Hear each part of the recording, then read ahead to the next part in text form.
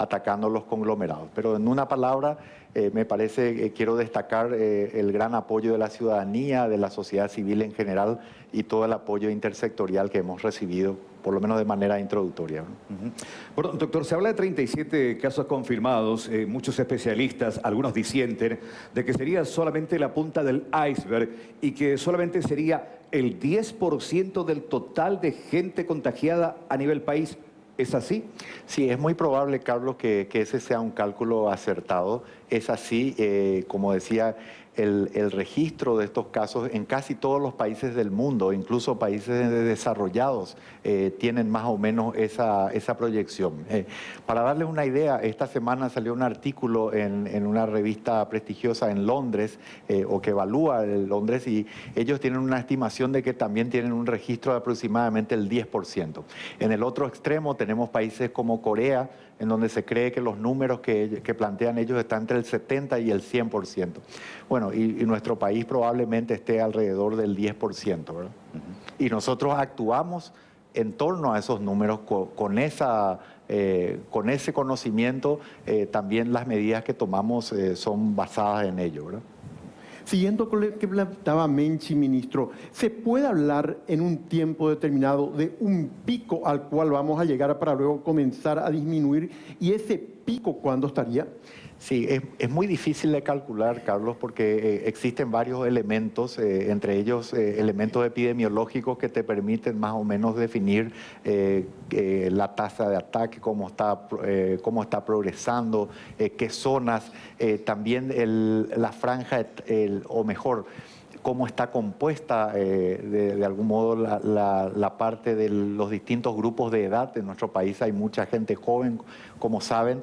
Entonces, los modelos matemáticos a veces son un poco difíciles de aplicar. No obstante, habiendo dicho eso, nosotros esperamos que aproximadamente en la segunda quincena de abril pudiera darse este pico. Esperamos que estar equivocados y que sea mucho más tarde incluso, ¿verdad? Lo que nosotros no podemos evitar es la propagación del virus. Lo que podemos hacer es que esta propagación sea lo más lenta posible, y como han expresado en muchas ocasiones ustedes, el famoso aplastamiento de la curva. Yo lo quisiera expresar en términos más sencillos para la gente. Cuando nosotros hacemos estas medidas de distanciamiento social, estamos tratando de darle, como se dice en el ámbito epidemiológico, un martillazo a los casos. Entonces bajamos y hacemos que la curva vaya aumentando más gradualmente. Entonces, como les decía, es natural que vayamos viendo más casos, porque además ya tenemos conglomerados a los cuales seguimos. ¿Qué son conglomerados? Ese primer caso tuvo estos contactos, un porcentaje de ellos resultan positivos. También tenemos la estrategia de que la gente que vino de afuera y presenta síntomas, empezamos a buscar. Nuestra búsqueda proactiva es dirigida en algún modo y nos permite detectar más casos. Es lo que ocurre naturalmente, ¿verdad? Quiero hacerle una pregunta al doctor Tomás Mateo Almelli en relación a lo que decía el ministro. ¿Se puede multiplicar por 10? Porque creo que esta estadística se basa en lo que ha sido la epidemia del dengue, fundamentalmente. Pero cuando se trata de una epidemia como esta, que nos ha sorprendido a todos en el mundo, científicos y no, ¿podemos hacer esta multiplicación por 10? ¿Cuál es la apreciación que tienen ustedes, doctor, respecto al manejo que ha tenido el ministerio hasta ahora? Y yo quiero decir esto, creo que estamos todos empujando el carro para el mismo lado. De eso se trata, no de poner zancadillas absolutamente a nadie, porque si no, la cosa puede empeorar y podemos sentirnos mal como sociedad. Estamos empujando todos el carro y todos los aportes pueden ser muy importantes en este momento para saber si después de esta primera estrategia hay un plan distinto que continúa. Doctor. Menchi, los Carlos, señor ministro. Y tu pregunta es una pregunta difícil de contestar. Uno, porque realmente yo creo que no tenemos datos científicos, epidemiológicos, por el número de casos testados que nos puedan dar una ecuación objetiva, real, de dónde realmente estamos. Yo no sé si se ve la punta del iceberg o a lo mejor no estamos viendo ni la punta del iceberg. Entonces, realmente tenemos de los 37 casos, 2 casos sin nexo epidemiológico. Estoy totalmente de acuerdo con el señor ministro en las medidas de contención y mitigación que se hicieron. pero no entraría yo a buscar una razón de por cuánto tengo que multiplicar los casos detectables laboratorialmente. Esos 37 casos son casos que fueron detectados laboratorialmente. Clínicamente es imposible diferenciar un individuo que tenga un cuadro de vías respiratorias hoy en día, ya sea por coronavirus o por otros de los 200 virus que pueden producir cuadros respiratorios. Entonces, en lo que yo creo que hay que insistir, y creo que el señor ministro está haciendo todo el esfuerzo necesario para sacarnos de esta angustia, tener un campo un poco más real de la situación epidemiológica nacional y en base a eso poder hacer progresiones o proyecciones un poco más acercada a la realidad, porque como lo explicó muy bien, esta es una pandemia diferente a las pandemias anteriores, un virus desconocido por el sistema inmune, que sí sabemos que tiene un alto índice de transmisibilidad y que contagia rápido a la gente, y el crecimiento de contagio es logarítmico, no es aritmético, se potencia en 3. Un individuo infecta 3, esos 3 vuelven a infectar otros 3. Entonces lo que tendríamos que hacer el esfuerzo es en realizar en la brevedad posible el mayor número de testeos para tener un universo un poco más grande y que sea proporcional a la población paraguaya, y entonces tomemos decisiones, que cambiemos el rumbo, que el Ministerio de Salud y el Ejecutivo cambien el rumbo de las políticas sanitarias, económicas, sociales que están teniendo, no va a ser una equivocación. Si siguen con el mismo ritmo, con el mismo sentido de estas políticas, tampoco va a ser una equivocación. ¿Por qué? Porque todos estamos aprendiendo en el día a día de esta pandemia y de este virus, ¿sí? Y tu segunda pregunta era... el tema de los testeos, en realidad. Creo que respondiste, Tomás, a lo que estaba planteando, porque en realidad la pregunta era más dirigida también para el ministro, en relación a si se podría pensar en un plan B, digamos, o en una segunda etapa. Eso es importante. Eso sí tenemos que exigir nosotros a las autoridades que nos están conduciendo y que estoy seguro que van a salir exitosos en esta batalla.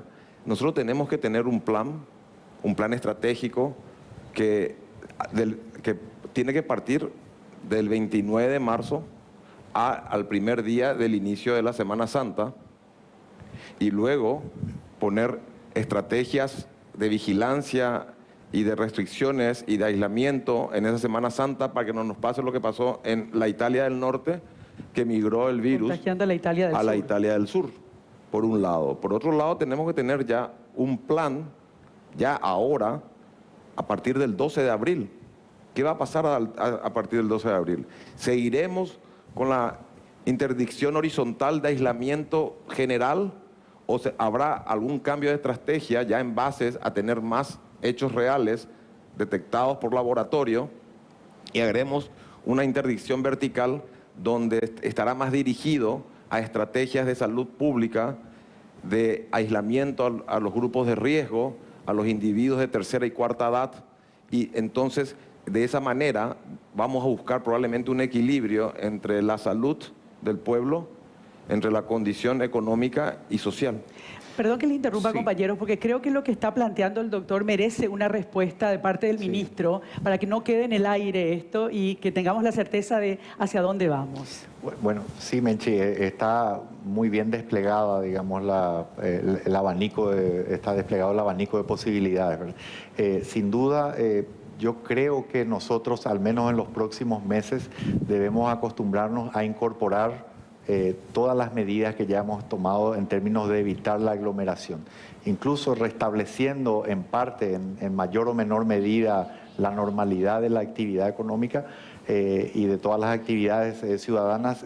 Ya debe plantearse, por lo menos por los próximos meses o hasta que contemos con un tratamiento efectivo o una vacuna, ya una conducta en la cual favorezcamos el trabajo a distancia, favorezcamos las condiciones de no aglomeración en el trabajo. Coincido también que el periodo de, sobre todo de Semana Santa, yo quiero anticipar que mi sugerencia al señor presidente va a ser realmente que no haya desplazamientos durante ese periodo.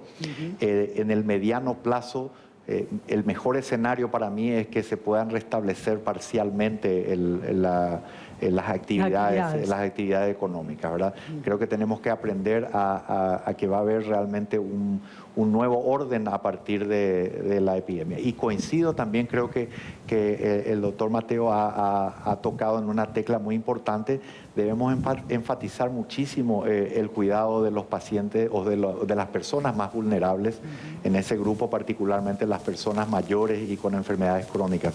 Yo creo que ellas en particular, sobre todo en este periodo que se avecina de la estación y lo que estamos viendo con el aumento de los casos, tiene que realmente mantener estas pautas de distanciamiento con mucha mayor rigurosidad. De hecho, evidentemente, después del 9 de abril próximo va a ser otra la política que va a tomar el Estado, pero hoy lo que pretende justamente con este aislamiento es que, a ver, los contagios se vayan dando de a poco para que también nuestro sistema bastante precario de salud pueda responder.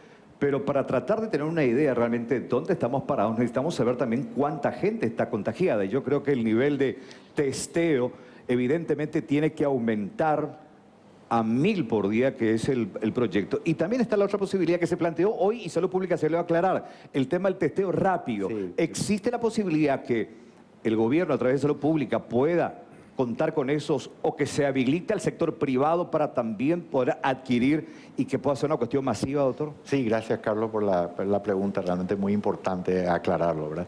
En primer lugar, quiero decirle a la gente que prácticamente todos los testeos, absolutamente, yo diría con un número muy marginal a la fecha, está hecho por el Laboratorio Central del Ministerio de Salud Por Pública. PCR. Por PCR. Hay al menos 3 laboratorios privados que en este momento ya están certificados y están empezando a hacer estos testeos.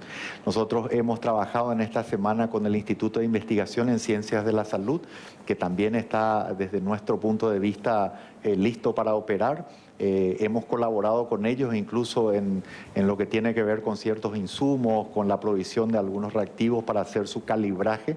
Van a sumarse. El SENACSA también tiene un laboratorio de primer nivel. Y como bien señalabas, quiero dejar muy en claro que el único testeo que se hace a la fecha es el de PCR, un testeo más específico, más sofisticado, y es, entre paréntesis, el único testeo que recomienda la Organización Mundial de la Salud. O sea, cuando el director de la OMS sale y dice, vamos a hacer más testeos, él no se está refiriendo a los test rápidos, se está refiriendo al PCR. Eso es muy claro. El sistema pudiera llegar a tener a lo mejor 1000 de esas tomas. Hay algunos cuellos de botella, la capacidad de toma de muestra, los otros laboratorios que todavía no tienen condiciones de bioseguridad para operar, pero todo el sistema es el que puede llegar así con un poco de optimismo a ese nivel. Y el Ministerio no ha comprado test diferentes, los test de anticuerpos se llaman, para que la gente entienda, el test que nosotros hacemos es un test que determina la presencia del virus. Hay otros test que determinan una huella de dónde estuvo el virus, ¿verdad? Esos son los test rápidos, los segundos. Entonces eso el Ministerio no compra. Y una vez más volvemos a lo importante que es circunscribirnos a la información que proviene oficialmente, porque lo que hoy surgió es una desinformación más en el Ministerio de Salud Pública y nosotros nos reservamos el derecho de tomar las medidas jurídicas. De hecho lo hicimos, ¿verdad? Para el doctor Tomás Mateo, pero antes, ministro, una cuestión que les había dicho a Menchi. ¿Quiere decir que después del 12 de abril vos plantearías una restauración parcial de las actividades económicas? ¿Qué pasaría con la cuarentena a partir del 12 de abril? Bueno, ese sería el mejor escenario, Carlos. Ojalá realmente podamos hacerlo en ese momento. Algo como eso. Vamos a plantear una serie de propuestas al señor presidente teniendo en cuenta distintos escenarios. Pero el ministro de Salud siempre piensa en términos también, o sea, acá tenemos una cuestión país y hay ámbitos económicos y de salud. Si bien es cierto que mis prioridades ciertamente la salud de la gente, uno no puede desconocer el enorme sacrificio económico y personal que suponen estas medidas, ¿no? Doctor Tomás Mateo, una pregunta. Una persona con grado de infectación, que está infectada, que no toma los recaudos, ¿a cuántas otras personas puede infectar? El índice de reproductividad de infecciones es 2,6, 2,5 a 3. ¿Verdad? Haciendo un paralelismo con influenza, influenza es 1, ¿verdad? Este es 3 veces más transmisible. La cuestión es que esos 3 infectados infectan nuevamente a 3. Por eso, haciendo un crecimiento logarítmico, un individuo que no tome los recaudos, que no se sepa el infectado, puede llegar a infectar a como 4.000 individuos en un mes. Por eso es importante nosotros tengamos como objetivo principal disminuir el número de tasas de mortalidad en esta pandemia, como primer objetivo. Como segundo objetivo, que no colapse el sistema sanitario. Por lo tanto, si es cierto que la gran mayoría de los paraguayos en algún momento nos vamos a infectar con el COVID-19, que ese momento no sea en forma abrupta, que no llegue el instante donde coincida un gran número de paraguayos infectados, donde hagamos que se invierta la curva entre el número de infectados y la capacidad de respuesta del sistema sanitario. En ese momento colapsamos y perdemos la batalla. Entonces siempre el sistema sanitario tenemos que intentar que esté por encima de la capacidad que tenga el virus de transmisión. Entonces hay que ser muy quirúrgicos, como se diría con un término médico, en tomar las decisiones acertadas. Por eso es importante que se busque un equilibrio entre el problema de salud, el problema económico y el social, porque esta pandemia no se acaba el 12 de abril, menos aún en la segunda quincena de abril. Esto recién está comenzando y yo creo que nosotros vamos a tener un impacto importante en los meses invernales, donde ya tenemos un invitado en la cabecera central que se llama influenza, que causó mucho escándalo en el hemisferio norte ahora en el invierno, y ahora tenemos un invitado que le quiere sacar el lugar a la influenza, que se llama coronavirus. Entonces, tenemos que tener muy en cuenta eso. Por eso también creo que es importante, señor ministro, que comencemos la inmunización para la influenza lo antes posible. Entonces, nos centramos en un enemigo y no abrimos el campo de batalla en 2 frentes, que nos va a debilitar. Vamos a una pausa. Tenemos los contactos de los casos confirmados, tenemos un segundo grupo que son los viajeros, por así decirlo, los que vienen de otros países, y tenemos un tercer grupo que es el grupo centinela, o en realidad son pacientes graves que están internados en distintos hospitales por afecciones respiratorias, y en los cuales hacemos un muestreo al azar también. Eso de hecho nos permitió detectar un paciente de ese modo, ¿verdad? Y hemos tenido varios casos que han sido señalados, algunos fallecimientos que sospechosos de COVID, y todos han dado negativo a la fecha, ¿verdad? Precisamente el test rápido que decía un muestreo, ¿nos ve la posibilidad de buscar otras estrategias precisamente de un test rápido para tener una idea? Porque Asunción y Gran Asunción son los 2 sectores con mayor cantidad de contagiados. Un testeo rápido en los casi 70 barrios de Asunción, por ejemplo, y algunas localidades del departamento central, tomar una cantidad de familias X por barrio y hacer un mapeo de Asunción y departamento central. Bueno, Carlos, sí, hay distintas estrategias epidemiológicas que se pueden usar, ¿verdad? En primer lugar, quiero también aclarar que más allá de la descripción que hice de los test, el Ministerio va a tomar algunos testeos rápidos, va a usar una técnica, hay 2 técnicas que estamos viendo, la del anticuerpo que mencioné y otra que es intermedia, digamos. Entonces, se puede hacer eso. Pero quiero recordarle también a la ciudadanía que cuando una persona no tiene síntomas, el rendimiento del test es muy bajo. Es por ello que el Ministerio toma las muestras en el 4º o 5º día de los síntomas. Claro que es posible que uno pueda, en algún caso particular, tener el resultado antes incluso, ¿verdad? Pero si yo le hago a Carlos Troche el test sin síntomas y sale negativo, no te puedo dar ninguna garantía de que no desarrolles la enfermedad unos días después. Es más, con el primero o segundo día de síntomas incluso, podría salirte el test negativo. Por eso es que tratamos de hacerle a la población en el cuarto o quinto día. Entonces, ese chequeo puede tener alguna lógica sobre la base, por ejemplo, de la familia extendida de un caso conocido en un barrio.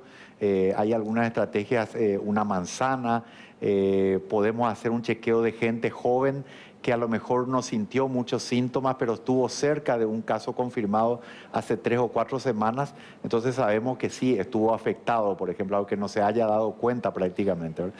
Así que sí, vamos a considerarlo del Ministerio y se están barajando distintas estrategias. Personal de blanco también, ese es un grupo muy específico donde estos testeos también van a tener un valor muy alto. ¿Qué ofrece el Ministerio de Salud Pública, justamente, ministro, al personal de blanco en el caso que se vea afectado seriamente su salud? Hoy, Guillermo Sequera daba una cifra que de verdad nos dejó asustados a todos, que de cada 3 personas infectadas, una es personal de blanco. Estamos hablando de un 33% del personal de blanco. Sí. Por lo tanto, obviamente, todavía no llegamos al pico más severo, más crítico, y no queremos que a ustedes, los doctores, doctoras, enfermeros y enfermeras, laboratoristas, a todos los que están ligados al tema salud, les pase algo y empecemos a atender bajas, no muertes, pero personas que van a estar necesariamente en cuarentena, por ejemplo, y entonces nos vamos a quedar sin ese primer frente de batalla. Es un desafío realmente, Menchi, es una realidad. Ahora, quiero ponerte el otro lado de la moneda. Sí. En los establecimientos de salud donde casos confirmados fueron cuidados por médicos una vez que ya se sabía que estaban lidiando con estos pacientes, no hubo ningún otro personal de blanco que haya sido contagiado. La mayoría de ellos fue cuando teníamos todavía la guardia un poco en bajo porque todavía no estábamos con un conocimiento de la circulación del virus. Comunitario. Y también yo tengo que decirlo de frente siempre que nosotros tenemos un desafío logístico a nivel mundial, estamos buscando y por suerte estamos encontrando soluciones creativas para poder obtener el equipo de protección personal, las mascarillas y demás. Nosotros hemos distribuido más de 235.000 mascarillas quirúrgicas, son las simples, como unas 50.000 de las N95, que son un poquito con un filtro mayor. Tenemos casi 26.000 equipos de protección personal que hemos dado, 1 millón de guantes. Todo esto supone muchísimo más de lo que en promedio el Ministerio de Salud utiliza mensualmente. Entonces, afortunadamente, como les decía, justamente con la ayuda de varios de los invitados de esta noche, que estamos trabajando de manera integrada, articulada, todos los sectores de la sociedad para poder llevar a superar estos desafíos de provisión que tenemos, ¿no? ¿Se tiene, Tomás, una posibilidad probabilística, aunque sea, de estimar qué cantidad de la población paraguaya podría pasar por el coronavirus en estos próximos meses? Mira, te voy a dar mi impresión, que es intuitiva y no es científica. El primer caso confirmado de coronavirus tuvimos hace más de 18 días. Posterior a ese caso, aumentó el número de infectados a 37, pero no fue un incremento exponencial. Si es cierto, no se están realizando el testeo. Muy probablemente haya circulación comunitaria, muy probablemente. Pero si existe esa circulación comunitaria, todavía aún no es intensa. Motivo por el cual yo creo que realmente nosotros no tenemos que bajar la guardia después de la segunda quincena de abril, porque todavía no vimos el impacto nosotros de un crecimiento, porque se tomaron medidas extremas por situaciones especiales. Veníamos de un estrés del sistema sanitario que comenzó en octubre, con una epidemia del dengue que fue la más grande en los últimos 10 o 15 años, que casi llevó al colapso al sistema sanitario. Veníamos ya desgastados y cansados, entonces muy probablemente este tiempo que fue bien acogido por la ciudadanía, y hay que aplaudirle, porque yo creo que el aislamiento que se tuvo a nivel nacional supera los 50-60%, que eso es importantísimo desde el punto de vista epidemiológico y tiene impacto, sirvió ¿Sirvió para qué? Para que los médicos se capaciten. ¿Para qué? Para que la ciudadanía se eduque. ¿Para qué? Para comenzar a introducir nuevos hábitos en la población paraguaya que va a hacer que la epidemia no se presente en forma abrupta y no supere las condiciones sanitarias, la respuesta sanitaria.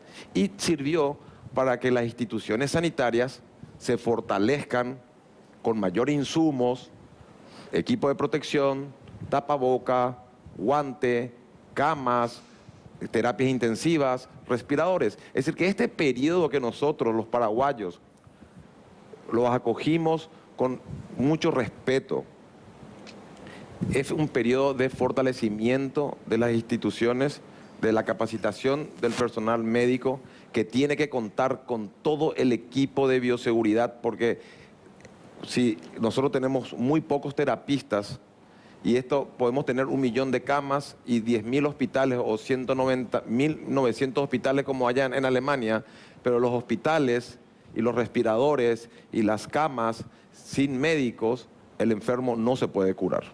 Por lo tanto, tiene que haber un esfuerzo orientado, mancomunado, a proteger al grupo de médicos que va a estar en la primera fila, porque después de la primera fila hay una segunda fila y después se acaban. Entonces, tiene que ser algo muy coordinado y armónico, donde hay que dar un énfasis especial a la bioseguridad de los médicos, de las enfermeras, de los asistentes, que circulan los hospitales, de los técnicos en laboratorio que están exponiéndose al tomar las muestras, ¿verdad? Por más que tengan todo tipo de medidas, y a sus familiares, por un lado. Y con relación a la estimación, es muy difícil sacar estimaciones hoy en día. Yo creo que podría haber circulación comunitaria por los 2 casos que se reportan sin nexo epidemiológico, pero no hay una circulación comunitaria intensa. No vemos nosotros que nuestras progresiones sean de duplicar cada tercer día, como es en el mundo entero, que los números se duplican cada tercer día, tenemos 37 casos. Estamos comenzando a caminar ya con un tiempo bien ganado, porque hemos aprendido la lección del hemisferio norte y hemos tomado las medidas preventivas. Insisto, el cambio de estrategia tiene que ser algo dinámico de acuerdo a la situación en que vivimos. Pero tenemos que tener estrategia y tenemos que comunicar la estrategia, porque si no entramos en la epidemia del pánico, del miedo, de la angustia, que eso va a dejar secuelas importantes. Esto no se acaba en una semana, señores, ni en un mes, ni en 3 meses. Las epidemias del 2009 duró 1 año, 4 meses, la de la H1N1. Esta probablemente dure más porque es más transmisible el virus. Entonces preparémonos todo el año, miremos a largo plazo, desde el punto de vista económico, social, salud, preventivo, hábitos, etcétera, etcétera, etcétera. Doctor Tomás Mateo Valmeli, infectólogo, muchas gracias por su presencia esta noche. Agradecemos su tiempo. También al ministro Julio Mazzoleni por acompañarnos en este programa especial. Muchas gracias y buenas noches para ambos. Hacemos una breve pausa, compañeros. Después de ella lo tenemos al ministro Euclides Acevedo, ministro del Interior, que nos va a hablar acerca de los sistemas de restricción, rigurosos por cierto. También al presidente de la DIGNAC, Paraguay aislado del mundo. Y también vamos a hablar con Federico González, vocero del Ejecutivo, acerca de qué estamos haciendo con nuestros compatriotas que están del otro lado de la frontera, aguardando que el Paraguay abra sus fronteras para recibirlos y meterlos en cuarentena. Antes de despedir a nuestros invitados, ministro, quería saber si tienen los últimos datos del día de hoy. Todavía no. Todavía no. Al salir de aquí, seguramente, si ya están listos, depende del laboratorio central, que están trabajando un promedio de 14 horas por día. Realmente un trabajo encomiable. Creo que los vamos a tener durante el programa y con mucho gusto los transmitiremos a la ciudadanía. Gracias, ministro. Gracias. Gracias, doctor. Ahora sí, hacemos una pausa. Sí, señor. Brevísima, por cierto, ya regresamos.